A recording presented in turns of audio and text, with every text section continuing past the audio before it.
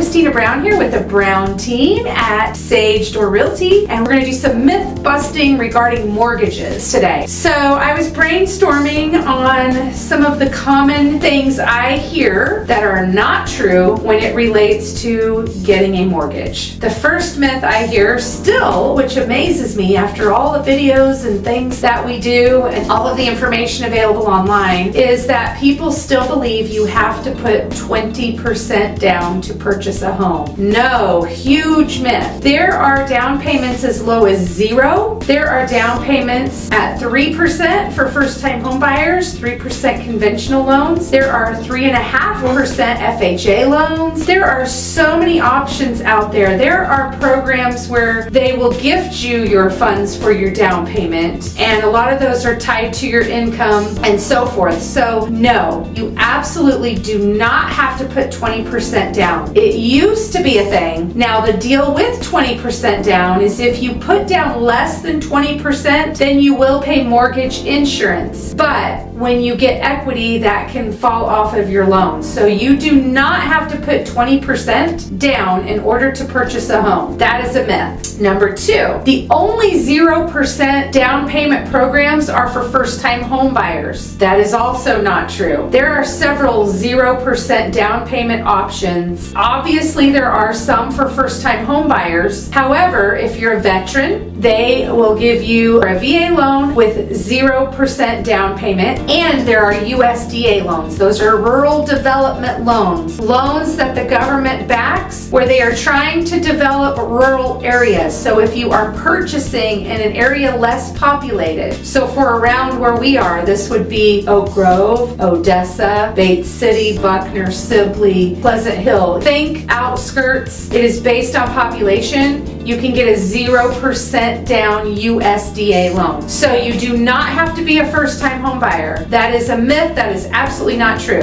The next myth is all lenders are created equal. They're all the same, right? No, that is a total myth. So we always tell our buyers, if you are blasted with spam and you see them advertised all over the place, run the other direction. They're what we call big box lenders. Number 1, they don't care. Number 2, you're probably talking to a call center out of state, which means they don't know what happens here locally. And in the state of Missouri, we have different requirements and regulations, and we see deals fall apart with these lenders because they don't know things that are specific to our state that affect lending. Super important. And then number 3, their fees that they charge are so exorbitant. They charge way more for closing costs, way more for origination fees. Their fees are crazy high, and that is because you're paying for their marketing. So if they're marketing all over the place, you're paying for that in higher fees.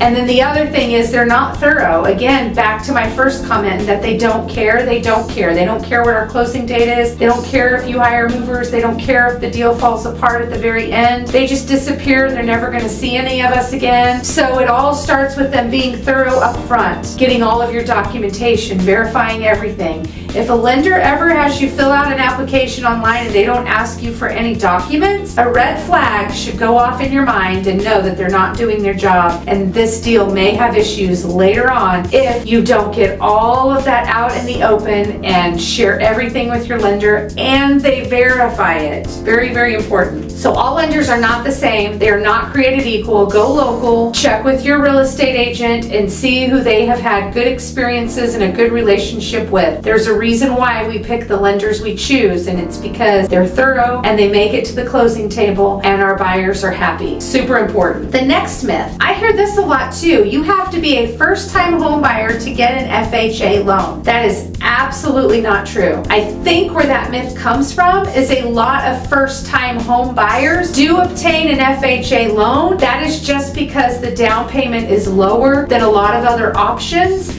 So we see a lot of first-time home buyers go FHA, but you do not have to be a first-time home buyer to go FHA. This could be the 5th house you've purchased as a primary residence, and you can still get a 3.5% down payment. So you do not have to be a first-time home buyer to get an FHA loan. This is something that a lot of people don't know. My next myth is the lender is required to have an escrow account set up for you. That is not the case. So a lot of people don't know this. some people will request that they do their own escrows, that they pay their own taxes and their own insurance. So you have to have really good credit to do that for a lender to allow it. And typically you have to have 20% down for them to allow it, but you have to request it. So if you would rather pay these things on your own, you can do it. You just have to request it. You have to have 20% down and you have to have excellent credit. But if that's something you want to do, speak up, let them know. The next one that I hear often is, hey, I have to have a 650 plus credit score in order to qualify for a mortgage. That is not true. Obviously, you want a 650 credit score or greater in order to get the best rate, which will make your payments more affordable, but it is not required that you have at least a 650 credit score. It just means if it's lower than that, you'll pay a higher interest rate, but keep your nose clean, pay your payments on time, refinance down the road, especially when rates drop, and you can get a better rate. But the other part of that is we know lenders that can go as low as 580. It's very common that we see people at 580 get loans. However, you may not like your interest rate. So improve that credit. We have great people, great resources to help you with your credit. If that's an issue, just let us know. We can hook you up. And the last myth I have, again, I hear this so often, is my lender will require inspections. That is not true. Your lender does not require any inspections typically. Sometimes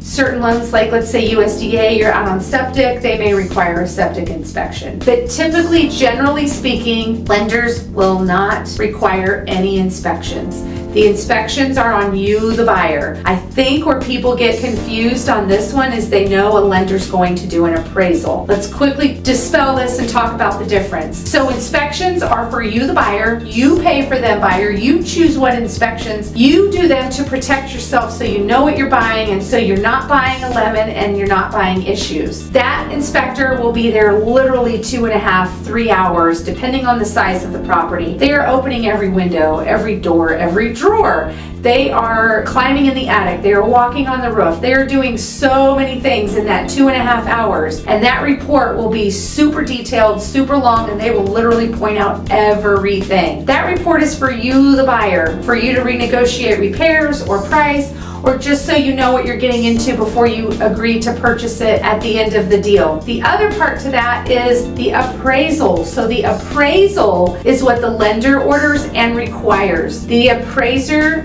literally spends 20 minutes in the property. That is not an inspection. Totally different. They are just looking at the collateral used for this loan, which is the property you're buying, to make sure that the funds are there, so if you don't make your payment and that bank inherits your property, that they can recoup and recover the funds needed to pay off the loan balance. So they are there to make sure that the asset has the value in it for what they're lending. And part of that does include condition. However, they are just generally looking at the condition. Are there big cracks in the foundation? Does it look like the roof is good from just walking by it on the ground? Just very general basic things. So it is not an inspection. So not true. It is just a quick little visual snapshot for that lender to make sure they are lending in good faith, where they're not going to lose their booty if you quit paying. So those are the myths I have for you today. If you have questions on any of these, let me know. Happy to help. You all have a great day.